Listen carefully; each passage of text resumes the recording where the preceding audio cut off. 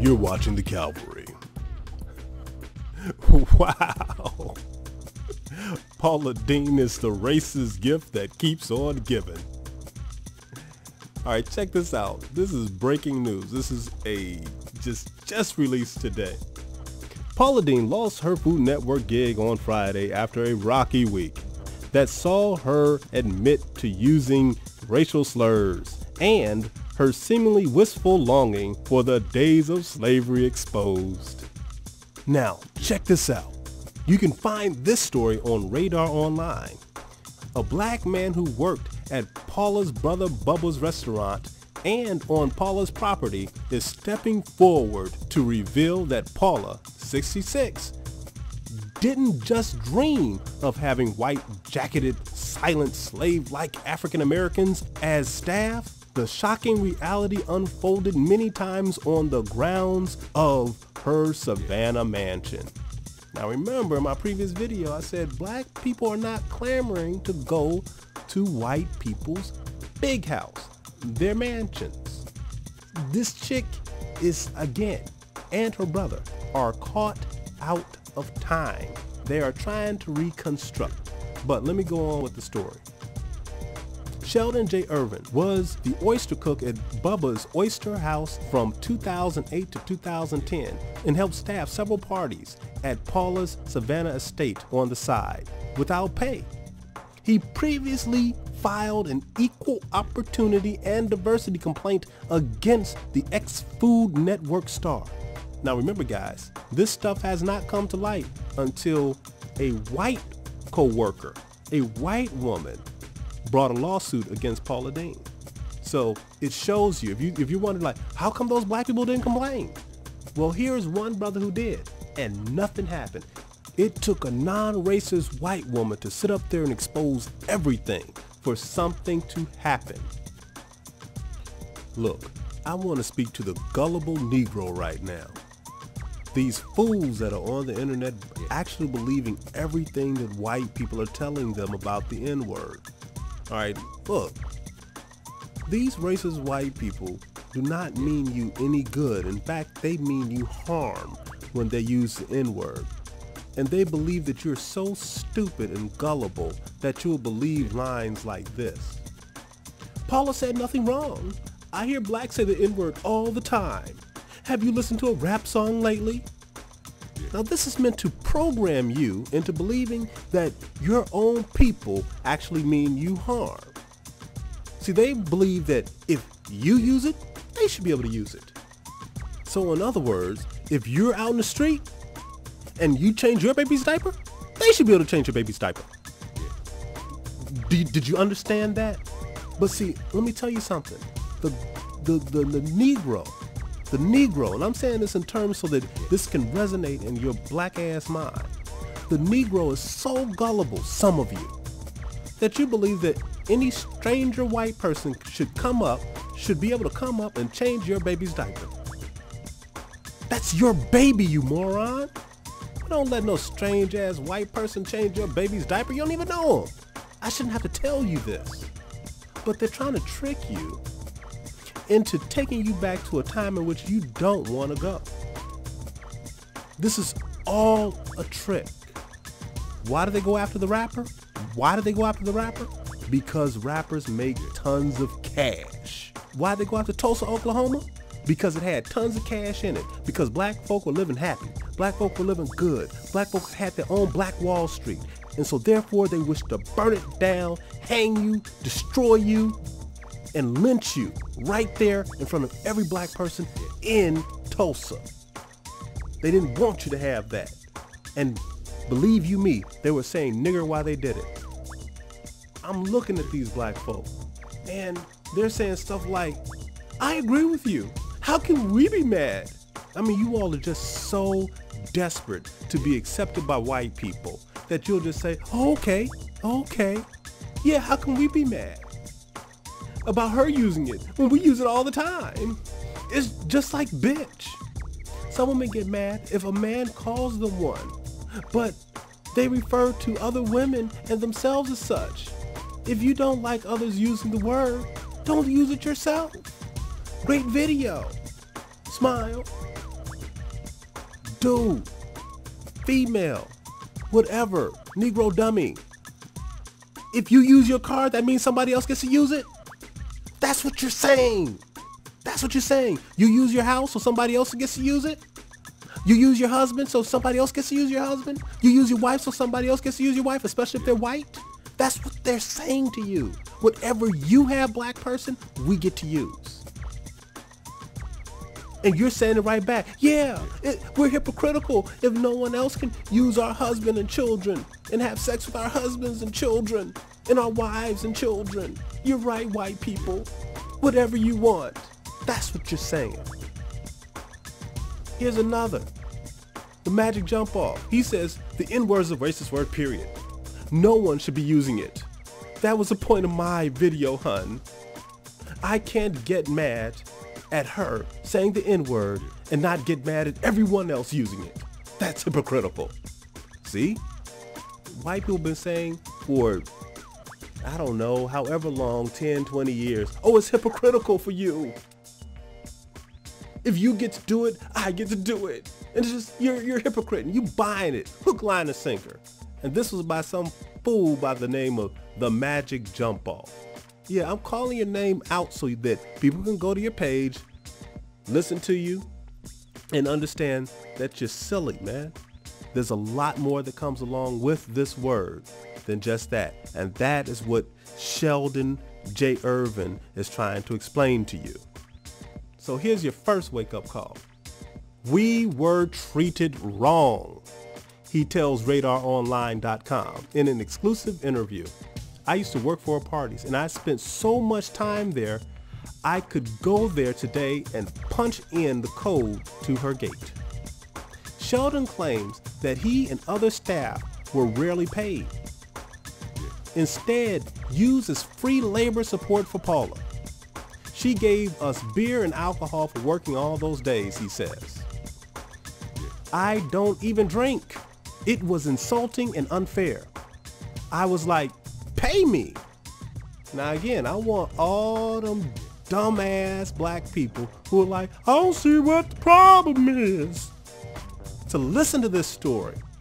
Wake up. Stop being stupid. Stop thinking about your white friends and how they're okay. Like Dave Chappelle's buddy, these fools can turn on you in a moment. He don't talk to that dude, man. Once that dude got the taste of the good life, man, he was willing to throw Dave Chappelle completely under the bus.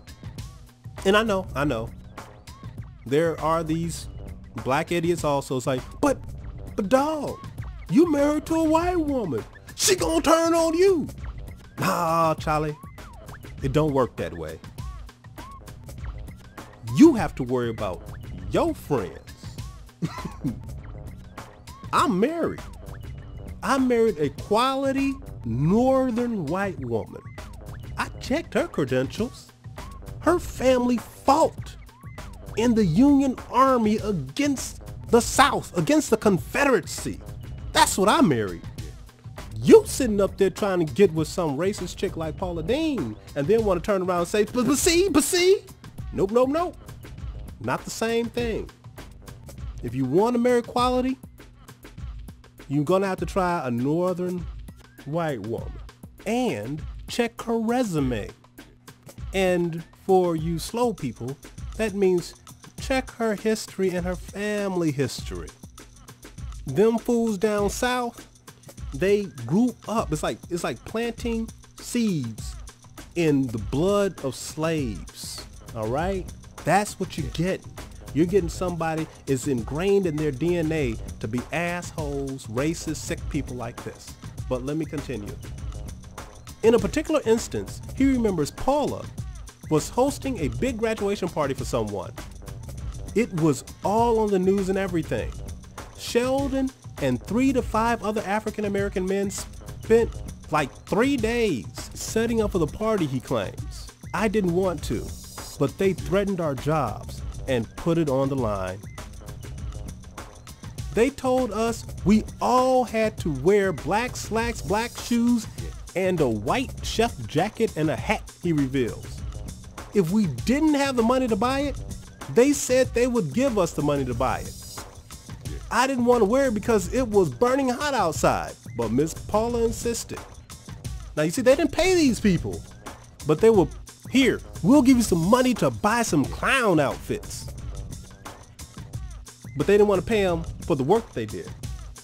They'll come out of pocket easy for some dumbass clown clothes to degrade black people, especially black men. But to give them money? See, this made them excited. They were excited. They were happy to be able to get away with this type of discrimination. It gave them a rise. It charged them up, made them feel good, made them feel superior. It was Jim Crow laws reinstituted anywhere around this lunatic and her brother. Now let me go on. Paula had us all stationed at a few shady spots in the yard, he says. Now I bet you that makes a lot of you Negroes happy. Well, at least they got shade.